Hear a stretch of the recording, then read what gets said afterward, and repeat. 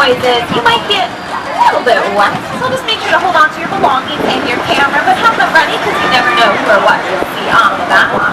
Now we've officially left the theme park and made our way into the heart of the movie studio, and as we make our way down our timeline, you'll notice movie posters on either side of the tram which represent some of the thousands of movies that Universal has made in its over 100 years of making movies. That's right, Universal is currently in its second century of making films, from huge blockbusters to classic black and white films.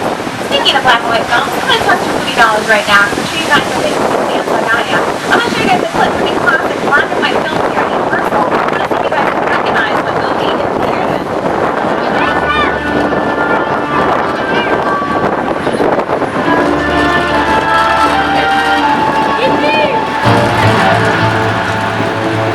I have the room ready for you and Mrs. Barrington.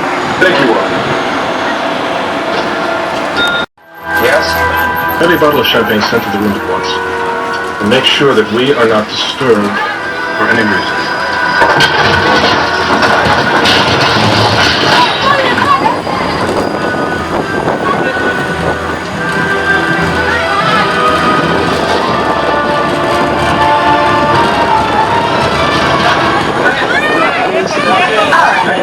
That was in a clip from a classic black and white film. My co-host Jimmy Fallon, from an inside of our sound. I have the room ready for you and Mrs. Barrington. Thank you, Warren.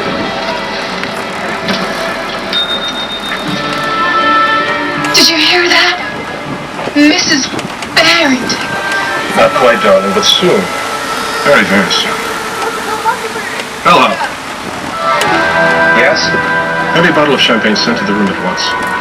And make sure that we are not disturbed for any reason.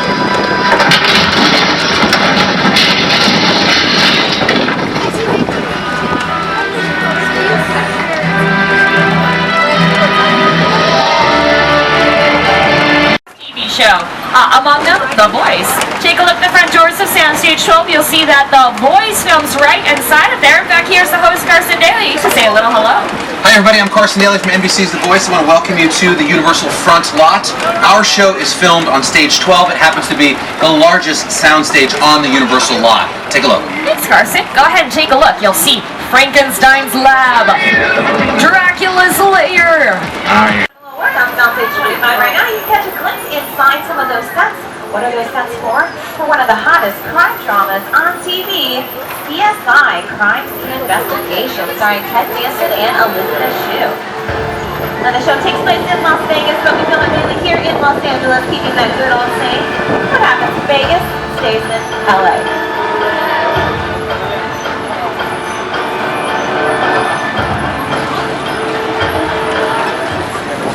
They also occupy Soundstage 20, currently home to one of my favorite shows on NBC, Parenthood, starring Lauren Graham, Molly Connor, Tarantino, Dr. Shepard, Eric Christensen, and Peter Krause. The show's going back this fall for its sixth and final season. It airs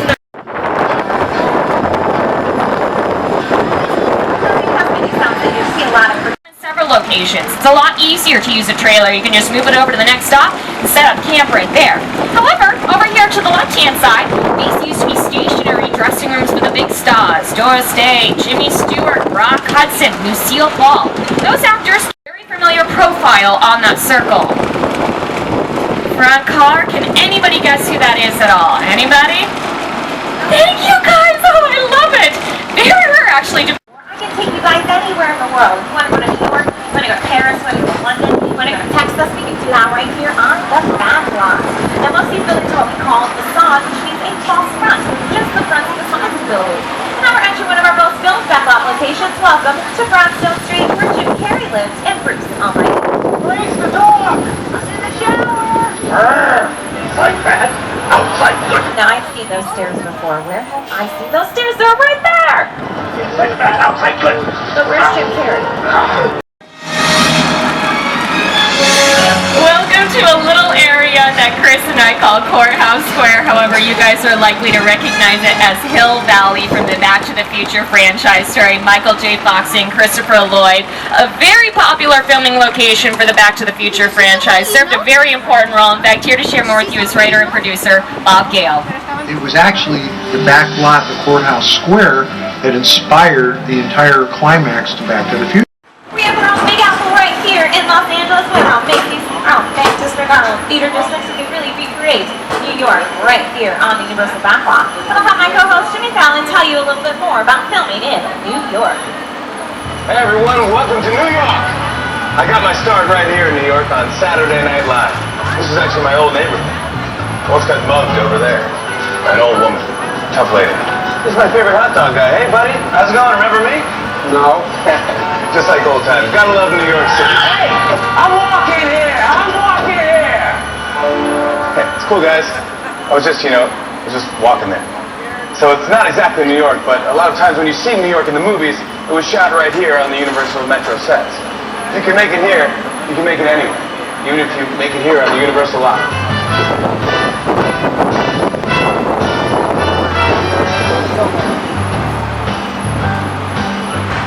That's right, if you look around on New York and our metro sets are very...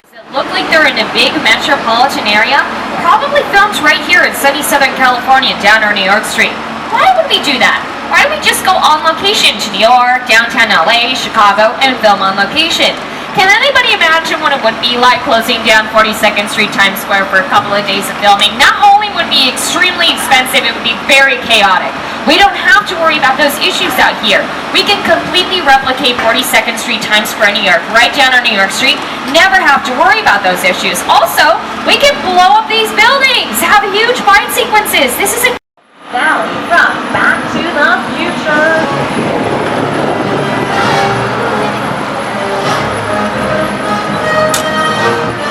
Pause right there. You can just remember the courthouse that had the columns and the clock tower, and you look to your left, you're like, Wendy, it says, I moved the decimal point over 1. We're going to go 8.8 miles per hour. That's okay. I can't take a nice fast with you. I'm going to take you across. Oh, there's a bird!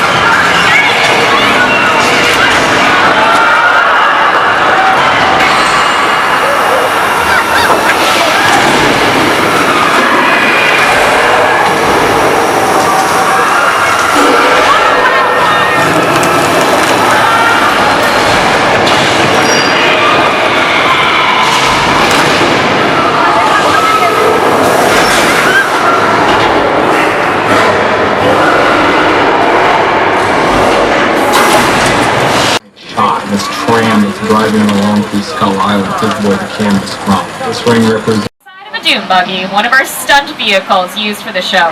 Several Back to the Future vehicles, but if you guys are looking for the DeLorean, go into the theme park, head inside of the NBC Universal Experience Room, there you'll see the DeLorean. Several cars from the Flintstones, and you really can't talk about picture cars without talking about our full throttle Fast and the Furious vehicles. And get ready, guys! Next year, 2015, we have officially announced we have a brand new Fast and the Furious attraction coming to the studio tour. Spinners! Don't get cover, people! Here they come, Cars 2, 3, and 4. You're like, no, I'm a water magnet. Don't worry, it's just acid. Any fans of Jurassic Park out there at all? Yes! Oh. Isla Dubla. That's your forecast for today. Now here's a look at what's going on in your neck of the lot. Well, looks like we got some thunder, lightning, and a flash flood warning. You know what, guys? Here in sunny Southern California, we don't get a whole lot of rain, so sometimes we have to create our own rain for the movies. To your left-hand side is our overhead sprinkler system. It shoots the water directly up into the air, which allows it to fall back down to earth on its own naturally. This is how we create rain for the movies. Now, whenever you see rain naturally on its own, or maybe even now as you guys are trying to take pictures and films with the rain, it is very difficult to capture rain on camera. So, with this sprinkler system, we'll either make the drops much bigger, or if we still can't see the rain, we're going to add powdered milk to the mixture to give the drops more visibility on... Is anybody here rumbling? I swear, it sounds exactly... What do you call flash flood? What?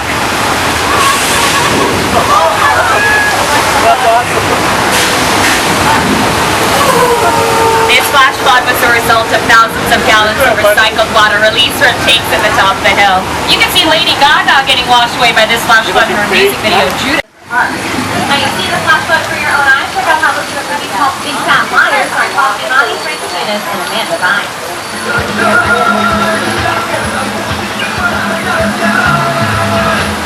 You can't outrun the wolf, kid! Yeah, we'll see about that. Hey, you're a funny post!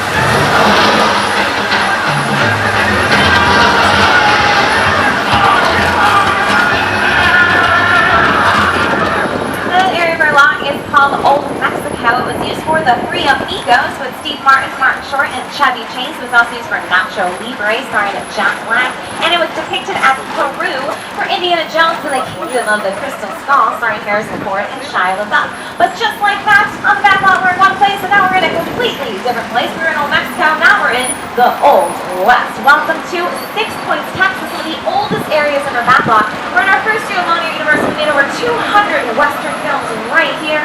A lot of your favorite Western stars moseyed on down the street like John Wayne, Jimmy Stewart, Audie Murphy, and even current Western stars like Jeff Bridges and Jimmy Fallon. In our back lot. This is an area called 6 Points, Texas. During the silent film era, 6 Points was comprised of 6 different streets all meeting up at one point, which means we could have filmed 6 movies at the same time and never have to worry about sound. I'm going to show you how we can do a good old Western duel right here in 6 Points, Texas.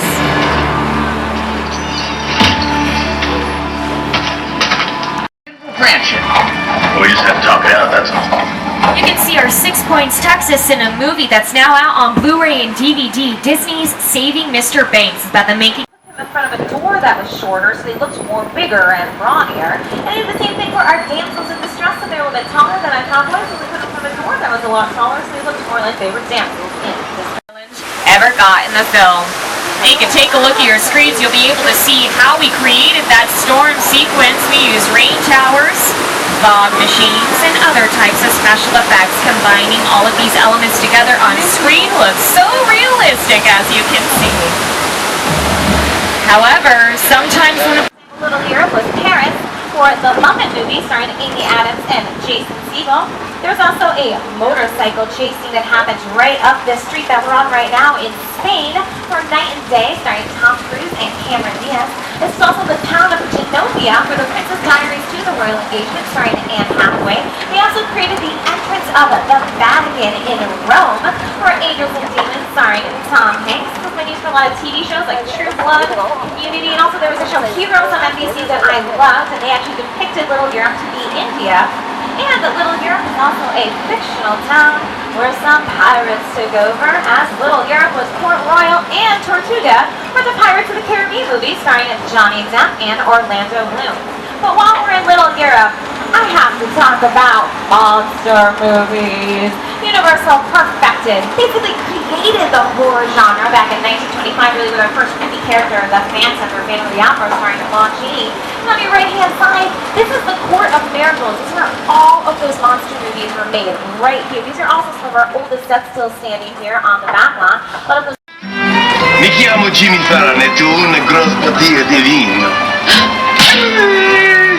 Mamma mia! Je m'appelle Jimmy Fallon. Je voudrais été baguette. Mon chéri, non! Hallo, ich bin Jimmy Fallon. Schnitzel. Ich glaub, wie steht auf mich. Kermit the Frog and Miss Piggy had a stern talk about their relationship out here in the streets of Paris in The Muppets with Jason Segel and Amy Adams. And the series has also been transformed into Port Royale as well as Tortuga for Pirates of the Caribbean, Curse of the Black Pearl, and 2 of their sequels. But you really can't talk Hemisphere. Nothing to worry about, guys. California Tremor happens all the time. Oh no! This is the big one, folks!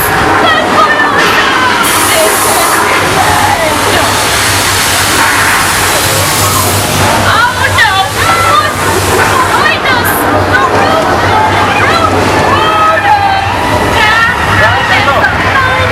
Okay, I probably started to sing.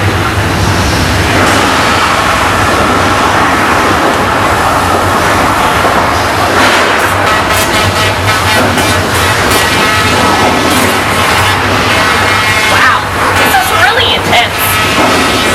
It feels like we're all in an Arnold Schwarzenegger action movie right now, right? This is the chopper. Nothing about the wheel. Terrible impression. At least we're not on a subway train.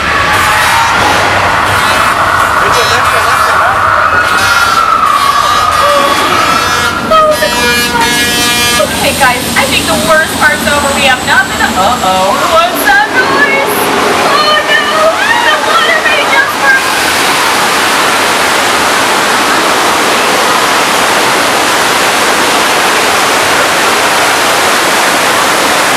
Congratulations, you all just...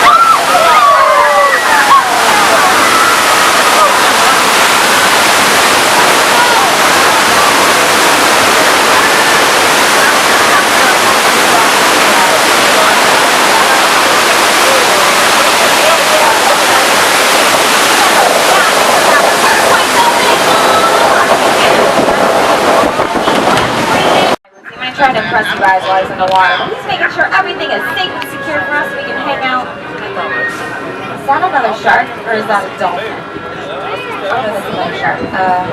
I'm sure George will be fine. Like I said, he's a top diver. He's just trying to impress you guys. No need to panic. George, you're doing a great job out there. George? George? George? He took bait. He took the peanut, but he didn't take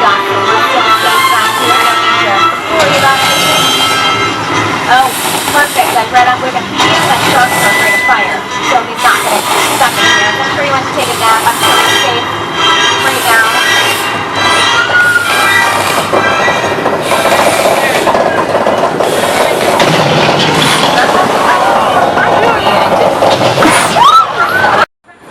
You can see they built a couple of facades behind the chicken ranch to create a San Francisco neighborhood. Now, speaking of neighborhoods, I hear the ladies around the corner throw a fantastic neighborhood block party. Welcome to Wisteria Lane from Desperate Housewives. Now, on the left, I'll tell you about some of the houses that are passing by the neighborhood. The Tan and White house, well, that was Gabrielle Solis's house, played by Eva Longoria. Next door to Gabby was Bob and Lee during the final seasons of the show. On the right, the greenhouse, that was where Mary Alice Dunlap, played by Brenda Strong. She narrated the show for its 8 amazing seasons on ABC. And on the left of the yellow house, that was where Susan Meyer lived, played by Terry Hatcher. And the most perfect housewife on the block lived in the brick and blue house. That was Bree Vandekamp, played by Marsha Cross. And on the left, next door to Susan, was Lynette Scava, played by Felicity Huffman, who won an Emmy for her portrayal on the show. Now, during the first season of the show, the street actually ended after Lynette, but because the show became so popular between season 1 and season 2, well, they built a couple more houses, added this cul-de-sac, a nice little garden in the middle of the cul-de-sac, and they got a new neighbor, a new housewife moved in. Who was it? It was Edie Britt, played by Nicolette Sheridan, who lived at the top of the cul-de-sac, and in later seasons, Renee Perry, played by Vanessa Williams. Now, this is known recently as Wisteria Lane, but this is Colonial Street on our back. It has a classic TV and movie history. Tom Hanks filmed 3 movies here on Colonial Street. The Burbs, one of my favorite movies, also starring Carrie Fisher and Bruce Stern, Dragnet, and The Lady Killers. Now, on the right, before Lynette moved in, well, that was where Ronald Reagan lived for the movie Bedtime for Bonzo. And before Susan Meyer moved into the Yellow House, well, that was the home to the Hardy Boys. If you look back on that lilac house one more time on the corner, you might recognize it as the home where a family of monsters lived, because that was 1313 Mockingbird Lane for the TV series The Munsters. Again, it's most recently known as Wisteria Lane on one of my favorite shows on ABC, Desperate Housewives. If there is one thing everyone in suburbia can appreciate, it's the good neighbor. Monster series. Susan Myers, played by Terry Hatcher, lived in the yellow and stone-colored home to the left-hand side. That's where the Hardy Boys lived in the 1970 series. And right next door to Susan Myers is where Lynette Scava lived, played by Felicity Huffman. That's where Ronald Reagan lived in Bedtime for Bonzo. You hear me mentioning these older shows, much older than Desperate Housewives. This area has a lot of history. Before it was called Wisteria Lane, this area has been known as Colonial Street. Now, the park in the middle and the home just in front of us that'll be to the right-hand side, this home belonged to Edie Britt, played by Nicolette Sheridan, then it belonged to Renee Perry, played by Vanessa Williams. Both of these were added for Desperate Housewives. And believe it or not, guys, you see Wisteria Lane every day on your TVs. A lot of commercials that look like they're in an average suburban neighborhood. Liberty Mutual, Farmers State Insurance. There was a Taco Bell commercial out for a while where a dad was chasing his daughter's boyfriend in slow motion as he was eating a taco. That was our Wisteria Lane. Bree, played by Marsha Cross. She lived over here to the left-hand side in the blue and brick-colored home. And right next door is where Mary Alice lived in the seafoam brick-colored home. And this is also the Cleaver home from Leave It to Beaver. Like I said, guys, we have a lot of history down this road that not a whole lot of people would know about. Last but not least, my Animal House fans out there, you're going to see a light blue home to the right-hand side. This is the sorority home that John Belushi spied on and fell off a ladder in pure bliss to his doom. A common observation I get when we drive through Wisteria Lane and many of our back locations is, wow, these buildings are so much smaller in real life than they are on camera. Why is that? We've all heard the rumor the camera adds 10 pounds. I guess you can technically say that's an accurate statement. Oh, it looks like, they told me Norman Bates was on vacation and we could come by and take a couple pictures. I'm sure, you know, the trunk's up in the car, so I bet he's just packing. We'll just take a couple pictures and make her. That's not luggage. That's a woman. No, Norman, you don't put a woman in the trunk. No. Bad Norman. No, oh no. Jennifer, we probably should go. That's not. Everyone look up. Hey, Norman. Did you repaint the base motel? I love the color of the doors. Oh, you don't have to come over and say hi. You can continue talking. Oh, that's a knife in your hand. Part 4, you're on your own. I hope I see you. Close one. Everyone else candy canes. Now, 2 cars are fully functional. There's golf carts with a fiberglass shell over them. Now, luckily, the Grinch moved away, so you don't have to worry about the... From one disaster to the next. Welcome to the crash site from War of the Worlds. Directed by Steven Spielberg, starring Tom Cruise and Dakota Fanning, over 100 tons of debris was used for this crash site. The plane off to your left-hand side is a real 747. When Paramount found this plane, they found it fully intact in the Mojave Desert in a graveyard of retired planes. And in the Mojave Desert is where they decided to destroy and take apart the aircraft. However, it cost them $200,000 for the shipment alone of this plane to come all the way here. Train here for a few minutes, you guys can take some pictures. This is the neighborhood where Tom Cruise and Dakota Fanning hide out in the movies.